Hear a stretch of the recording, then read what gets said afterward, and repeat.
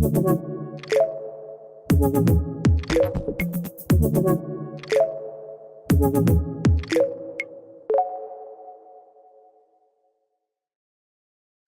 a very quick introduction. I'm in my 40th year of the insurance industry. I've worked in the leasing business for the last 20. I've lived in 6 different regions around the world and service a business in 63 countries. So I have an interesting experience. What I thought we'd do today in the 14 minutes and 38 seconds I have left is just take you through some of the trends that we've seen and how we've reacted to them for other countries where e-leasing has become a normal way of life. Congratulations, Poland, you've hit the 21st century. E-leasing certainly will make your lives easier, but it will bring change. And I think that's where we want to focus, is what does that change look like? So this is an estimate of the value of the leasing industry by 2029. And obviously this is in US dollars. I work for an American company. That's the only currency we talk. So $3 trillion. That's the size of the pie. And I did pick up in the loose translation I got from the last speaker that her view is there's going to be significant growth in the insurance products and the requirements from customers, and we certainly echo that. And this drives that, right? But there's another interesting fact. 69% of lease users are micro or small businesses, which means their access to finance is not the same as multinationals. Leasing for them is a core part of how they utilize working capital in their business, and also provides them with easy access to insurance products that are providing different elements of protection. So, just to echo that point, we see the same sort of growth, and it's definitely a reflection of what has happened in other countries around the world. So let's get into it. The first trend, digital transformation. And I already followed a couple of the speakers before me who were talking a lot about this. We had a very simple view that as we've seen the leasing industry innovate with e-leasing and online transactions, so has the insurance industry. Probably the difference is the insurance industry is a business that runs where you drive forward looking at a rear vision mirror. So all the judgments we make about the future are based on the past. It puts us in a very interesting perspective. But what digital transformation has done is it's helped us get better access to data to make more informed decisions. And, we've put some examples up here. It increases efficiency. It definitely improves the customer experience.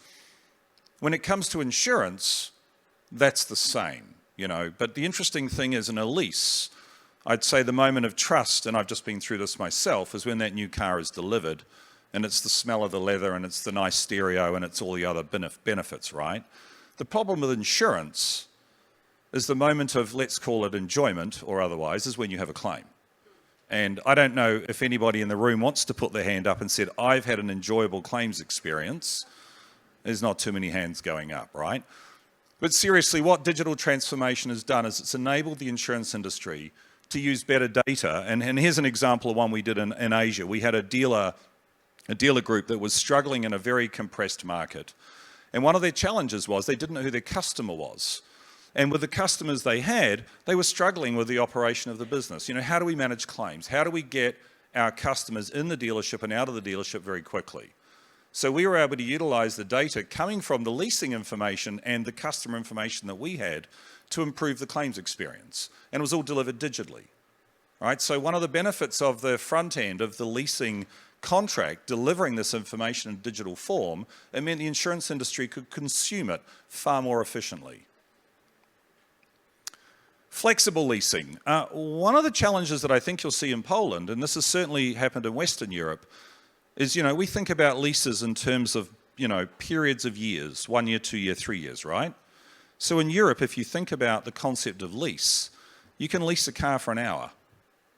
All right, so subscription becomes a new concept that comes as a result of having digital capabilities, right? And what we've seen our clients do is blend leasing from clients who've taken short-term subscriptions. And if you look at people like Stellantis, it'd be a very good example, where they have invested in subscription platforms where you can rent a car for an hour. And the concept is getting the customer into the car to get the experience, right? But seamlessly taking that customer from 1 hour, 1 week, 1 month, 1 year, suddenly into a leasing transaction. Very hard to do when you require a wet signature. very easy to do when you've got seamless technology. And in our example here, it's exactly what we got involved with. Was a client who said to us, I need to support mobility solutions. And mobility is around car sharing, it's around subscription platforms and such like. How can you, the insurance industry, help me with that? Because if you think it is a challenge to issue a short-term subscription rental contract, try doing the insurance and asking your carriers, can I have insurance by the minute? So those transactions are now occurring, and the insurance industry is able to support very flexible leasing transactions. And this was an example where we were asked to kind of build the technology and develop the products that delivered that. The claims contact center is very interesting for short-term subscription claims because you have to be very nimble. So in our space there, we're utilizing real-time data to try and assess those claims to ensure that the experience, back to what I said in my prior comments, is one of, I wouldn't call it joy, but at least one of open, closed, settled claims in real time and very quick. AI, I think that came up in the presentation before. What's AI done? How many of you use AI on a daily basis? Wow. Okay, how many of you are worried about the future of your employment? I heard someone say recently, AI won't replace your jobs, but people who understand AI will. Right? If you take something from today, from the 15 minutes of joy that you have with me, learn how to utilize AI. AI will transform the way your customer experience works. And I'll give you just two examples where we've utilized it. We had a program in India. It's a 400,000 vehicle leasing program. It was manual. It was run with 5 insurers. The claims experience was terrible. The carriers were running away. We utilized AI to do a deep assessment of all the claims to figure out the trends because our view was not all of the policies were bad. And sure enough, we found great pockets of business and were able to remarket that into the insurance market to deliver better terms back to those customers.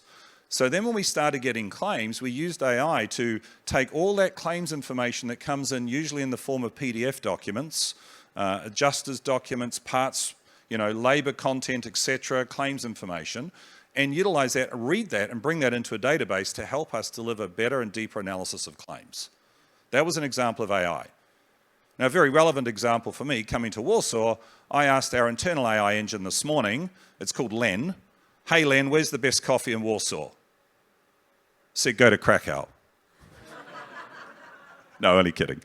I think the other thing that this drives, better customer experience, right? And if you think about the leasing journey end to end, and we would say it doesn't end when the car's delivered, it ends when the lease ends, and it ends when the insurance aligned to the lease has been completed. The NPS score is very, very important because that's the ultimate measure of customer satisfaction.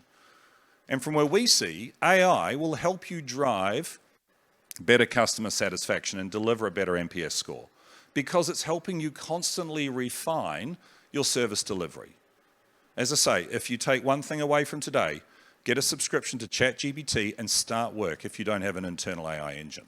Ask it simple questions. See what comes. We're now using it in our technology programming. We're writing new product codes. Our AI solution will deliver something in 10 minutes that used to take us 10 weeks. That's what AI does. Data analytics. The two industries I love the most, which I get the joy out of working in, is insurance and the auto industry. Both are very, very deep in the delivery of data and very, very weak in the analysis of data. So we've invested significantly in our industry in trying to gather that data to help us make better informed decisions, particularly around risk, probability of risk, severity of risk, frequency of risk, all which have implications in not only the auto industry, but also machinery and all the other forms of leasing, right? And we had exactly this example put to us again by another client in India, where we were trying to use the data analytics to help us deliver a better customer experience and reduce our claims. But I also see data analytics as there's another benefit in it. When I think about when we work with clients and we turn up and you'll have the same thing and we might talk in our industry about penetration and retention, those are not insights. That's just program performance. An insight has been able to answer a question like we had recently from a client who said, Phil, where do I spend my marketing dollars? Think about that, right? Now, I work in the insurance industry. Do you spend your marketing dollars on the customer who spends the most with you? Do you spend your dollars on the customer who's with you for the longest length of time? Is it the customer who buys the most products? Is it the customer who has the least claims?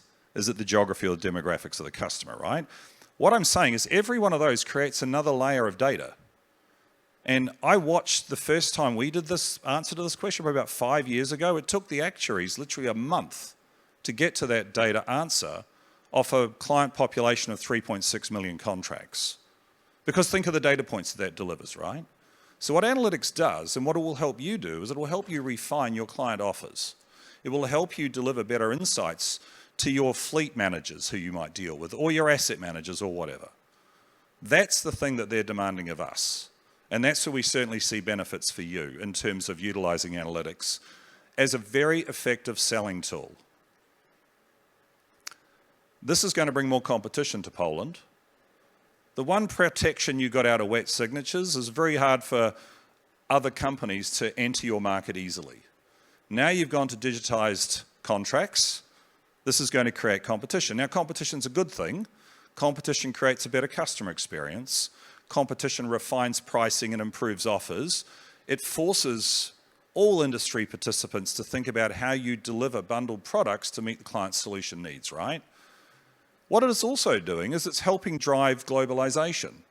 Now, for us, for example, we might deliver services to a customer who might operate in 90 countries. And they'll say to us things like, I want a consistent customer experience, please. And we go, okay, yes, we can do that in Europe. We might be able to do some of that in Latin America, but when we get to sub-Saharan Africa, that's just a little bit difficult. But when you think about the types of clients you've got, consistent customer experience is something they demand from you, right? And what competition does is it helps you put the best you into the market. For us, we get interesting requests in this space, and this was actually a machinery OEM in Europe who came to us and said, we got great product, we're at a really intense competitive marketplace, but we don't think we're getting the most out of our customers, and we don't think we're loyalizing our customers and retaining them. What can you do to help us? And they had some insurance products in place, but the customer experience wasn't great. The way they were delivered to the customers was unconnected to the leasing contracts that they were issuing. So the experience of the customer wasn't what I describe as clean. So we came along and said, well, where are you embedding your products? What part of the journey are you introducing the insurance contract to your customer? How does that form part of your benefit solutions that you are providing to the customer? And help them redesign their journey, deliver the technology, build the products, and ultimately created an efficiency because they got new revenue stream from the same transaction and the same engagement with the customer. It wasn't like a one-step, two-step, right? Increased competition was what drove that outcome, but the outcome for them was a complete redesign of their customer experience. And these were for machines that sell in the region of anything from sort of 30,000 euros to 500,000 euros, right? So the same behavior of someone who buys a 30,000 euro machine was exactly the same behavior we found as someone who bought a 500,000 euro machine.